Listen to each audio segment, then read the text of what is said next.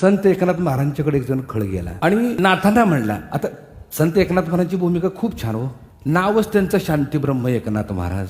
एक खळ गेला आणि म्हटला, काय हो म्हणले एकनाथ महाराज शांतीब्रह्म, कायम सतत हसत असताय, चेहऱ्यावरून तुमचा आनंद ओसंडून वाहतोय.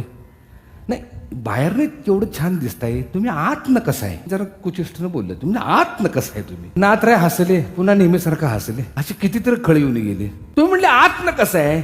नाथराय म्हटले, सांगतो बाबा सांगतो. हो, पण तू मला ज्यावेळेला काल भेटलास ना, त्यावेळेला एक गोष्ट तुला सांगायची राहून गेली. तो खळ म्हटला, काय? काय नाही म्हणले, काल ज्यावेळेला तू आला होतास त्यावेळेला तुझा मी हात बघितला होता. तो म्हणाला, मग हातावर काय दिसलं? काय नाही म्हणले, तू ह्या आठवड्यात मरणार आहेस.